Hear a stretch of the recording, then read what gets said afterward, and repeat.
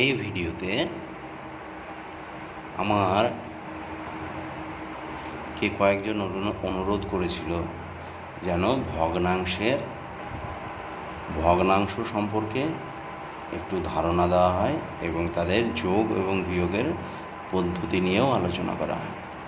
তো চলো শুরু করি। ভগ্নাংশ ব্যাপারটা কি? ভগ্নাংশ হলো এরকম একটা দাগের ওপরে কিছু সংখ্যা থাকবে এবং দাগের নিচেও সংখ্যা থাকবে। তো এই দাগের ওপরে যে সংখ্যাটা থাকে সেটাকে লব বলা হয় এবং দাগের নিচে যেটা থাকে সেটাকে হর বলা হয়। আমি লিখে দিলাম দাগের নিচেরটা হর আর দাগের উপরেরটা লব। লব।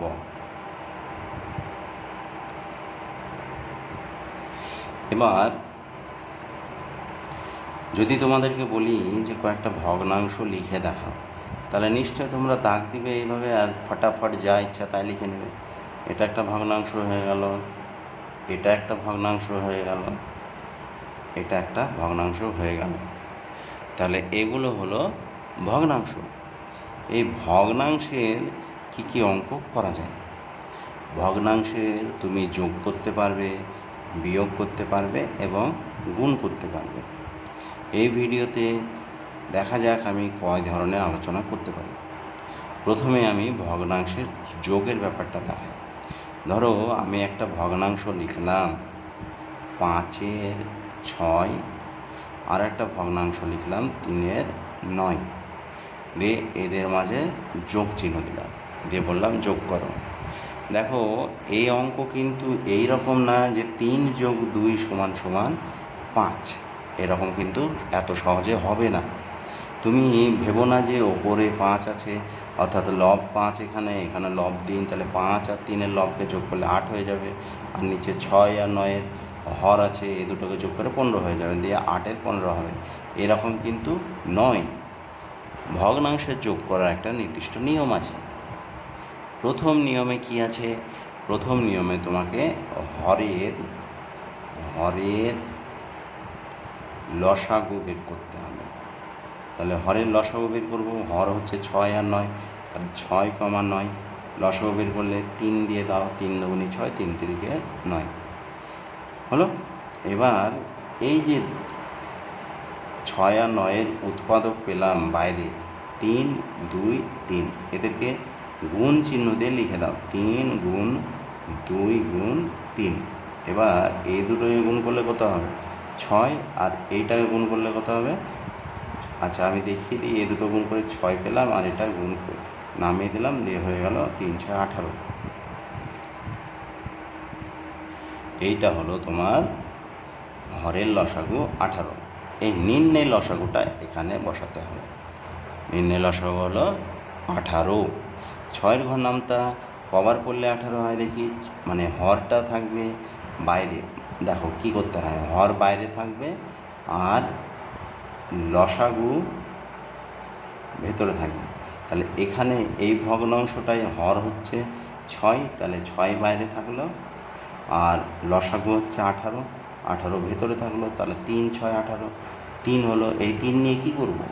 এই 3 নিয়ে যে ভগ্নাংশের হর দিয়ে ভাগ করেছি, দেখো এই ভগ্নাংশের হর হলো 6, 6 দিয়ে এটাকে ভাগ করেছি। এবার এই যে ভাগফলটা এই ভগ্নাংশটি লবের সঙ্গে গুণ হবে, অর্থাৎ 5 আর 3-এ গুণ করলে 15 হবে। যোগ চিহ্ন, এই যোগ চিহ্ন চলে এলো। দেখো এই ভগ্নাংশটা নিচেরটা দিয়েও কাজ করে নিয়েছে, উপরেরটা দিয়েও কাজ করে নিয়েছে। তাহলে এবার এই ভগ্নাংশতে চলে আসে। এই ভগ্নাংশের হর হচ্ছে 9। আমরা জানি হর বসবে বাইরে এবং লব বসবে, এই হর বসবে বাইরে এবং লসাগু বসবে ভেতরে। তাহলে হর হচ্ছে 9 আর লসাগু হচ্ছে 18। তাহলে 9-এর ঘরের নামতা কতবার পড়লে 18 হবে? 2বার পড়লে 18 হবে। এই 2 নিয়ে কি করব? 2-এর সঙ্গে এই 3-এর গুণ করে দেব। তাহলে 3 আর 2-এ গুণ করলে কত হবে? 6। তাহলে 15 আর 6 কত হয়? 15 আর 6 যোগ করলে 21 হয়। যেহেতু যোগ চিহ্ন আছে তাই যোগ করে দিলাম। যদি এখানে বিয়োগ চিহ্ন থাকতো তাহলে বিয়োগ করতাম। তাহলে এই যে দাগ, এই দাগটা এখানেও দিয়ে দাও। তাহলে দাগের ওপরে আছে এগুলো যোগ, তাহলে দাগের ওপরে এর যোগফল বসালাম, আর দাগের নিচে আছে 18, দাগের নিচে 18 বসিয়ে দিলাম। এটাই হলো ভগ্নাংশের যোগ। বিয়োগের ক্ষেত্রেও একই নিয়ম হবে, শুধু এখানে বিয়োগ চিহ্ন থাকবে, বিয়োগ চিহ্নটা এখানে নেমে যাবে। তারপরে এখানে যোগ করেছি, যোগের বদলে বিয়োগ হবে।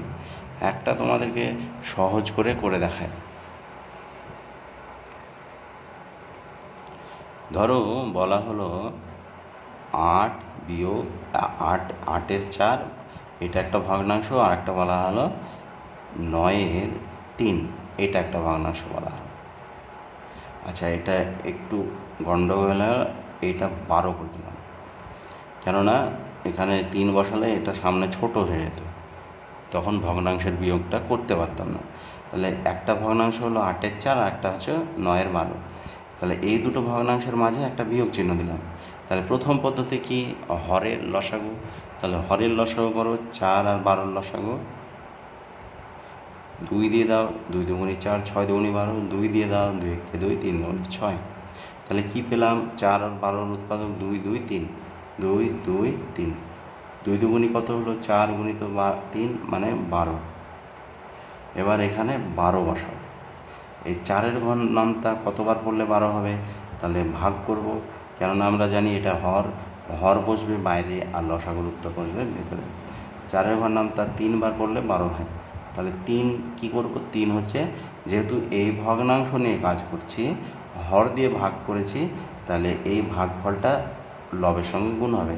তাহলে 3 8 24 বিয়োগ 12 দিয়ে এই 12কে ভাগ। তো এখানে হর কোনটা? হর হচ্ছে 12, তাহলে 12 বাইরে আর লসাগু ভেতরে, 12কে 12। তাহলে কত দিয়ে মিলল? 1 দিয়ে মিলল। 1, যেহেতু এই ভগ্নাংশের হর দিয়ে ভাগ করেছি, তাহলে এই ভগ্নাংশের লব দিয়ে গুণ করতে হবে। তাহলে কত হলো? 9 9। তাহলে এখানে কি বলা হচ্ছে? দাগের ওপরে 24 থেকে 9 বাদ, তাহলে এর বিয়োগফলটা উপরে বসিয়ে দেবো 15, আর এর যেটা নিচে আছে সেটা নিচে বসে গেল 15/12। এটা হলো অ্যান্সার।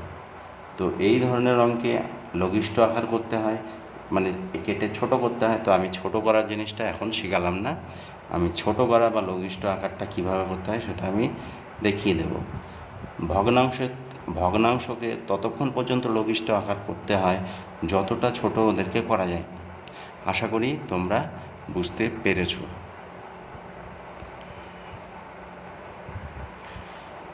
এই ভিডিওতে তোমাদেরকে ভিডিও দেখার জন্য অসংখ্য ধন্যবাদ, এবং এই ভিডিওতে তোমাদের সমস্ত বন্ধুবান্ধবকেও স্বাগত জানাই আমি। তোমরা নিজেরাও দেখো এবং বন্ধুবান্ধবদের কেউ দেখতে উৎসাহিত করো। ভিডিও চ্যানেলটি বা ইউটিউব চ্যানেলটি তোমাদের স্বার্থের জন্যই খোলা হয়েছে। তোমরা প্রত্যেকে এই চ্যানেল প্রতিদিন দেখবে, নতুন নতুন ভিডিওর আপডেট পেতে নোটিফিকেশন অন করে রাখবে। তাছাড়া তোমরা প্রতিদিন চ্যানেলটিতে একবার করে লগ ইন করে দেখে নেবে যে নতুন ভিডিও এসেছে কি না, কেননা আমি প্রতিদিন তোমাদের জন্য 3-4টে করে ভিডিও আপলোড করি। তাহলে দেখে নেবে যে তোমাদের কাজের কোনো ভিডিও এর মধ্যে আছে কি না। তাহলে এতক্ষণ পর্যন্ত তোমাদেরকে এই ভিডিও দেখার জন্য ধন্যবাদ। ভালো থেকো, সুস্থ থেকো।